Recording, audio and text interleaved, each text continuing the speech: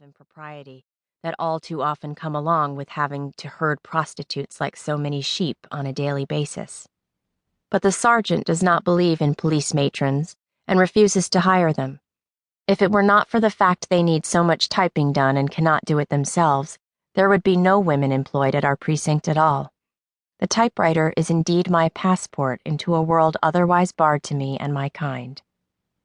Typing is not a brutish, masculinizing sort of work, mind you.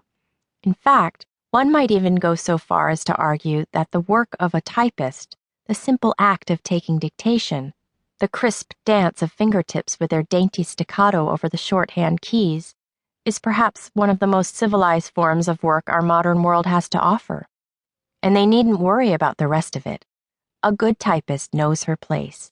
She is simply happy, as a woman, to be paid a reasonable income. In any case, if typing were truly a masculine activity, you would see more men doing it, and of course you don't. It is always women one sees typing, so it only follows that it must be an activity more suited to them.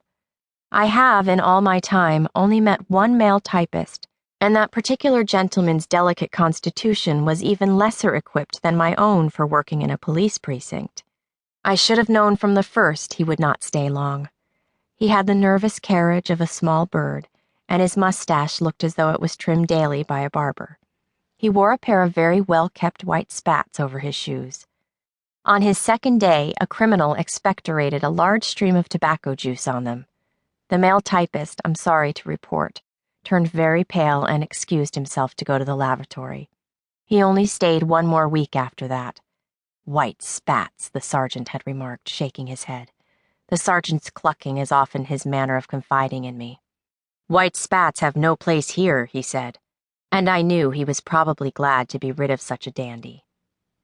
Of course, I did not point out to the sergeant that the lieutenant detective also wears white spats. The lieutenant detective and the sergeant are two very different sorts of men, but they appear to have long ago struck an uneasy alliance.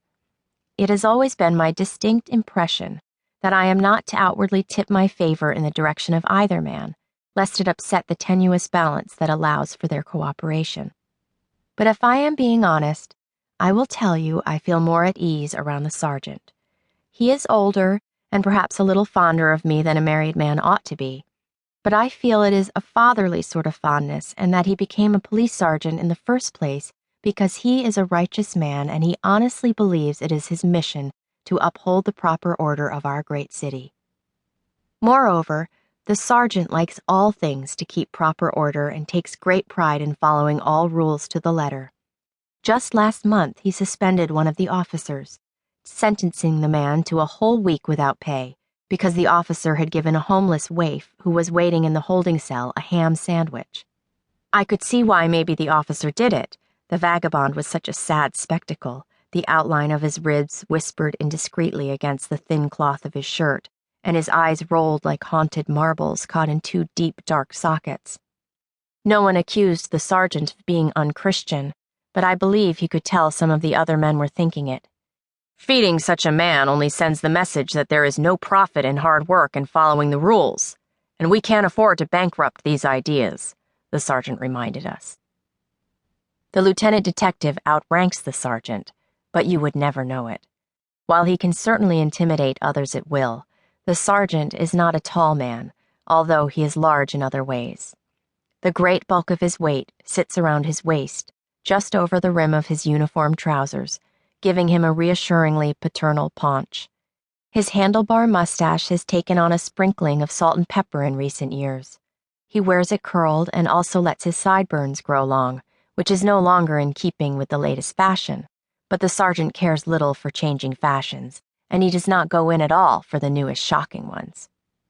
Once, while he was reading a newspaper, I heard him idly remark that today's modern fashions are proof of our nation's degeneration. By way of contrast, the lieutenant detective has no mustache and keeps his face clean-shaven, which happens to be rather in fashion these days. Also in fashion is the haphazard style with which he combs his hair back using hair cream.